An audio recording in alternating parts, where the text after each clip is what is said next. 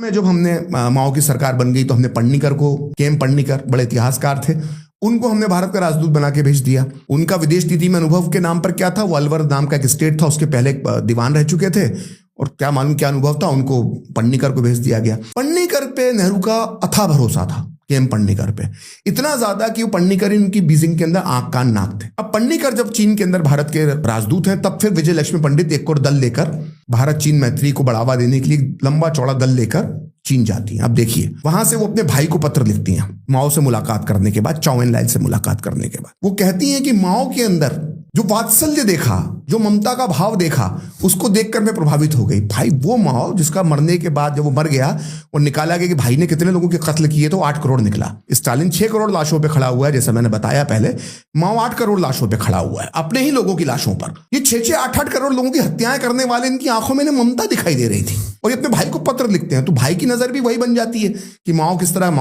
आप जब उस समय जो साधन है उसमें आपकी बहन मिलके आई माओ के साथ और उसने जाम टकराया वहां पर, और उसके बाद वो लिखती है कि इसमें आंखों में ममता टपकती है माओ की, तो भाई तो माने गई। अब पन्नीकर क्या लिखते हैं, पन्नीकर माओ की तुलना गांधी से करते हैं एक पत्र में। नेहरू को जो पत्र लिख रहा है भारत का राजदूत, उसमें वो क्रूर तानाशाह, वो खूनी तानाशाह, जो 8 करोड़ अपने ही लोगों की लाशों पे खड़ा हुआ है, वो दैत्य, वो राक्षस, वो हैवान माओ, उसके लिए उसकी तुलना महात्मा गांधी से करता है हमारा राजदूत नेहरू को पत्र लिखकर। और ऐसा नहीं कि माओ के बारे में उस वक्त मालूम नहीं था कि उसने क्या क्या कारनामे करती है, किस तरह से उसने कुचला है अपनी विचारधारा के खिलाफ वाले लोगों को, सब पूरी दुनिया को मालूम था। ऐसे दैत्य माओ की तुलना गांधी से कर रहा है, गांधी के चेले के सामने कि वो तो बापू जैसे हैं, उनको देखकर तो उनकी हंसी जो है वो गांधी जी जैसी होती है। ये स्तर थे इनके। अब बैठे हुए हैं, चलो भाई कर दो तारीफ, नहीं समझ पाए तुम माओ को, ये विजय लक्ष्मी पंडित और पन्नीकर की जोड़ी, कोई बात नहीं, चलो ठीक है। चीन ने तिब्बत पे कब्जा कर लिया और भारत को ये सूचना मालूम कहां से मिली है, मतलब तिब्बत चीन और भारत की सीमा नहीं मिलती थी, तिब्बत बफर स्टेट था हमारे बीच में। चीन ने तिब्बत में कब्जा कर दिया, लहासा में उसकी सेना पहुंच गई है तिब्बत की राजधानी में। इसकी सूचना हमारा राजदूत नहीं देता है जो बीजिंग में बैठा हुआ है, पेकिंग में, उस समय पिकिंग कहते थे उसको, वहां बैठा राजदूत सूचना नहीं देता है। हमें विदेशी मीडिया से मालूम पड़ता है कि लहासा के अंदर चीन की सेना चली गई और तिब्बत फॉल हो गया तिब्बत का। और इसी बात से नाराज होकर जो सरदार पटेल अपने जीवन का आखिरी पत्र, महत्वपूर्ण पत्र जो नेहरू को लिखते हैं, जिसका जिक्र आपने भी कई वीडियोस में किया होगा निश्चित तौर पर, बड़ा ऐतिहासिक पत्र है, उसको फिर से पढ़ना चाहिए हमारे दर्शकों को। उसमें वो पन्नीकर को पानी पी पी कर गालियां बकते हैं सरदार पटेल, मतलब गालियां मतलब कोसते हैं, उसकी आलोचना करते हैं कि ये कैसा व्यक्ति है कि ये बीजिंग में बैठा हुआ है, इसको मालूम भी नहीं पड़ा कि माओ की सेना जो है वो तिब्बत में दाखिल हो रही है, जीतते जीतते जीतते वो लहासा तक पहुंच गई, इसने हमें कोई सूचना ही नहीं दी। मतलब एक तरह से सरदार पटेल ये इशारा करते हैं कि ये इसकी नियत में कहीं खोट था। एक होता है कि गलती हो जाना, भाई नहीं मिल पाई सूचना, और एक होता है कोलैबोरेशन। हाँ, मतलब कहीं ना कहीं सरदार पटेल पन्नीकर को लेकर एक तरह से उनके अंदर नाराजगी और एक थोड़ा शको सुबह की भाषा है कि कैसे इसको खबर नहीं हुई कि चीन इतना बड़ा कांड करने वाला है। और फिर वो बताते हैं, जिसका हम जिक्र बार बार करते हैं कि हम कहते हैं ना सरदार पटेल ने पहले से बता दिया था कि चीन अब पड़ोसी बन गया और भविष्य में ये हो सकता है, हम उसकी तो बात करते हैं, लेकिन सरदार पटेल जिस व्यक्ति को बार बार कोसते हैं उस पत्र में, जिसकी आलोचना करते हैं, केएम पन्नीकर था, वो नेहरू का पपेट था। और नेहरू को कैसी सलाह देता था, थोड़ा सा विषय अंतर हो जाएगा, लेकिन नेहरू की विदेश नीति को समझने के लिए, उनकी जो विदेश नीति की समझ थी उसको समझने के लिए किस्सा भी मालूम होना चाहिए, जिसका जिक्र भी मैं बहुत अभी सोमनाथ में जब प्रधानमंत्री कहते उस दिन मैंने किया कि जब सोमनाथ मंदिर बना, जल्दी में उस चीज को बता देता हूं, जब सोमनाथ मंदिर बना तो केएम मुंशी उसके ट्रस्ट के अध्यक्ष थे और जाम साहब भी उसके ट्रस्ट के, जाम साहिब, तो उन्होंने, केएम मुंशी और जाम साहिब ने मिलकर सारे पत्र लिख दिए दूतावासों को कि वहां की जो पवित्र, जिस भी देश में आप हो, वहां की पवित्र मिट्टी और पवित्र नदी का जल हमको भेज दीजिए, ये सारा जल और मिट्टी लेकर हम सोमनाथ के निर्माण में इस्तेमाल करेंगे, इससे विश्व एकता का संदेश जाएगा। कितना अच्छा विचार है, सनातन धर्म तो यही सिखाता है, विश्व बंधुत्व की भावना। इसी आधार पर पत्र लिख दिया तो नेहरू बड़े नाराज हो गए।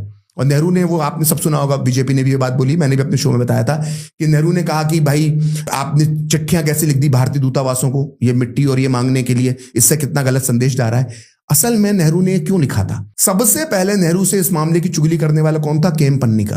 केएम पन्नीकर ने वहां से पत्र लिखा, वो पत्र मैंने खुद अपनी आंखों से पढ़ा है। वो पन्नीकर ने पत्र लिखा नेहरू को कि एक पत्र आया भारत से सोमनाथ मंदिर ट्रस्ट का, और ये चीन की मिट्टी और चीन की नदियों का पवित्र जल मांग रहे हैं, और इससे मुझे बड़ी शर्मिंदगी हो रही है क्योंकि माओ तो धर्म को मानता नहीं है, कम्युनिस्ट धर्म को मानते नहीं है, मार्क्स के सिद्धांत के मुताबिक तो धर्म अफीम के समान है। तो इससे बड़ा गंदा संदेश जाता है कि भारत की देखिए कैसी राजनीति, कैसा धर्मनिरपेक्ष, जैसे कि मंदिर बनाने के लिए चीन की मिट्टी और चीन की नदी का जल मांग रहे हैं। तो माओ को बुरा लगे ये इनको बर्दाश्त नहीं था, इसलिए नेहरू फटकार लगाते हैं जाम साहिब को और के मुंशी को और इवन राजेंद्र प्रसाद तक को पत्र लिखते हैं कि क्या ऊट पटांग चल रहा है। वो ऊट पटांग बोलते हैं। मतलब नेहरू की विदेश नीति में ये भी एंगल था कि वो सामने बैठा माओ जो है वो भारत के एक मंदिर को लेकर क्या सोच रहा होगा, इसको लेकर भी वो डिफेंसिव थे। आप कल्पना कर रहे हैं कितनी कायरता से भरी ये नीति रही होगी कि आप एक मंदिर बना रहे हो, वहां से जल मांग लिया गया तो इसका गलत मैसेजिंग जारी है दुनिया में और हम सेक्युलर कंट्री हैं और हमारा मैसेजिंग नहीं जाना चाहिए। इसको लेकर भी बहुत वो पॉजिटिव रहते थे। और इसका उल्टा देखिए, मतलब मैं यहाँ पे आज भी समझने की जरूरत है और इसको जो इस विषय के जो मूर्धन्य जानकार हैं वो इसको ज्यादा अध्ययन करें, मैं तो उतना नहीं जानता। हमने जो विदेश नीति नेहरू ने तैयार कर दी, एक तरफ तो आपको सोमनाथ का मंदिर के लिए जल और मिट्टी मंगाना विदेशों से आपको बड़ा अपमानजनक लग रहा है। वहीं दूसरी तरफ जब सांची, एक मध्य प्रदेश में विदिशा के पास जगह है सांची स्तूप, वहां का जब उसका निर्माण का एक बड़ा कार्य पूरा हुआ तो उसका बौद्ध धर्म जितने देशों के अंदर माना जाता है उन सब के बड़े बड़े राष्ट्राध्यक्षों को, नेताओं को, बड़े नेताओं को सांची में नेहरू ने आमंत्रित किया और बौद्ध धर्म का भारत से कनेक्शन जोड़ते हुए उन देशों से, फार ईस्ट और इसके जो देश थे इनके साथ संबंध स्थापित करने की एक विदेश नीति की आपने कोशिश की। मतलब एक तरफ आपको सनातन के लिए कुछ हो रहा है तो आपको अपमानजनक लग रहा है कि ये विदेश नीति को नुकसान पहुंचा रहा है, छवि खराब कर रहा है भारत की।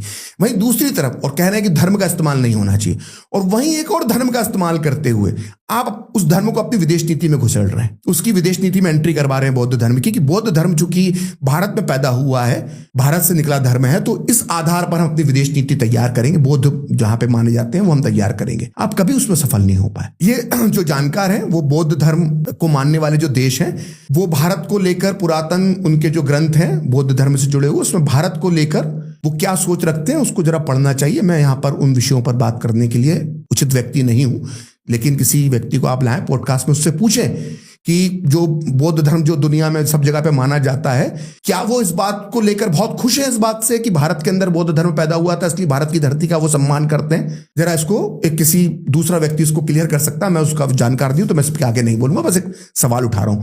तो इतनी बुद्धि से आप अपनी विदेश नीति चलाते थे कि हमारे यहाँ बौद्ध धर्म पैदा हुआ है तो वो जो बौद्ध धर्म के लोग हैं वो देश है वो हमें हमारा दोस्त हो गया, ये तो सोच थी। इसी आधार पे उसको आगे बढ़ाया गया। आप देखा होगा साउथ अफ्रीका से हमारे संबंध स्थापित हुए तो शुरुआत में गांधी परिवार के लोगों को ही वहां का राजदूत बना के भेजा जाता, ये सोचकर कि भाई वो गांधी जी ने वहां पे किया था तो उनके ही परिवार का भेज दो। मतलब ये विदेश नीतियां छेपकों से नहीं चलती हैं, ये अलंकारों से विदेश नीतियां नहीं चलती। नेहरू ने उसी तरह की कोशिशें की। तो इसी तरह के वो अपने एक सपनों की दुनिया में रहते। तो बड़ा अच्छा किस्सा वो नटवर सिंह अपनी आत्मकथा में लिख कर गए, क्योंकि वो नेहरू के साथ विदेश मंत्रालय में काम किया, IFS अधिकारी थे और वो लेकिन वो किताब पढ़ने लायक बहुत बिल्कुल विशुद्ध, बहुत शानदार किताब थी, सच्चे संस्मरण लिखे हैं। तो उसके अंदर वो लिखते हैं कि नेहरू जी अपने मैप को फैला लेते थे, विदेश की पूरी दुनिया के मैप को, और उसमें निशान लगाते रहते थे कहाँ कहाँ मैंने राजदूत बना दिए हैं, कहाँ कहाँ मैंने, और उसको निहारते रहते थे। तो ये उससे आप लगा सकते हैं कि क्या मैप को, दुनिया के मैप को मैं ऐसे निहार के देख रहा हूँ तो क्या मैं इससे मेरी विदेश नीति में क्या ही फर्क पड़ जाएगा, या मैं इससे क्या ही भारत की विदेश नीति तैयार कर लूंगा। तो ये उनका विदेश नीति तैयार करने का तरीका था। दूसरा, एक भारत की विदेश नीति में आज भी सबसे ज्यादा महत्वपूर्ण होते हैं डिप्लोमेट्स, है ना। आज भी IFS बहुत गिने चुने लोग IFS में चयनित होते हैं और भारत की विदेश नीति को तैयार करते। आज ये सौभाग्य की बात है कि भारत का खुद विदेश नीति जो है, जो विदेश मंत्री है वो विदेश नीति जो तैयार कर रहे हैं वो स्वयं एक IFS बैकग्राउंड से आए हैं, इंडियन फॉरेन सर्विसेज के थे। वो विदेश सचिव होने के बाद वो भारत के विदेश मंत्री बने। नेहरू के समय IFS कैसे बनते थे ये भी चर्चा होना चाहिए। जो सबसे बड़ा भारत की विदेश नीति के टूल बनने वाले थे भविष्य के, नेहरू स्वयं इंटरव्यू लेते थे। देश का प्रधानमंत्री IFS के में जो छात्र आते थे स्वयं उनका इंटरव्यू लेते थे और स्वयं उनको चयनित करते थे। ये नटवर सिंह से लेकर JN दीक्षित तक इन सबके इंटरव्यू नेहरू ने लिए और खुद अपने अंडर में कुछ समय के लिए इनको बीच बीच में अपने PMO में काम करवाते थे जिससे ये समझ सकें। तो सोचिए आप, अगर आप अब थोड़ा सा इसको हम फैलाते हैं राजनीतिक तौर पर, आप देखेंगे कि उस समय के जो कांग्रेस के बड़े नेता थे इन सबके बच्चों को आपने देखा होगा ये सब IFS बने। नटवर सिंह एक बड़े परिवार, राज परिवार से आते थे, नेहरू गांधी परिवार के करीबी थे। नेहरू जी की एक बहन थी कृष्णाहटी सिंह, उनके बहुत करीबी थे नटवर सिंह, मतलब उन्हीं के पारिवारिक संबंध थे। JN दीक्षित किस परिवार से आते हैं गूगल कर सकते हैं आप लोग। ब्रजेश मिश्रा डीपी मिश्र के लड़के थे। आप जब उस वक्त के आईएफएस अधिकारियों की एक लंबी लिस्ट निकालेंगे तो सब किसी ना किसी बड़े परिवार के, इलाहाबाद के आसपास के रहने वाले, एक विशेष वर्ग से निकले हुए लोग, सबके बैकग्राउंड कहीं ना कहीं कांग्रेस से जुड़े हुए हैं, क्योंकि सीधे प्रधानमंत्री इंटरव्यू लेता था, प्रधानमंत्री चयनित करता था इंडियन फॉरेन सर्विसेज के अंदर सिलेक्शन। उनके परिवार के लड़के अभी तक हैं? अभी तक आपको मिलेंगे। आपको एक कॉल सरनेम के काफी लोग मिलेंगे। टीएन कॉल भी उनमें से एक थे, नेहरू परिवार के करीबी थे। ताशकंद समझौते के दौरान शास्त्री जी की मृत्यु में जो रहस्यमय मृत्यु है उसमें संदिग्ध भूमिका है, वो भी नेहरू जी द्वारा चुने गए थे। टीएन कॉल, एक लंबी लिस्ट है। और ये सब बाद में विदेश सचिव बने, तो कहीं ना कहीं वो नेहरू के जो चयनित युवा थे उनने भारत की विदेश नीति को भी प्रभावित किया। तो भारत की विदेश नीति इस तरह से आजादी की बात तैयार की जा रही।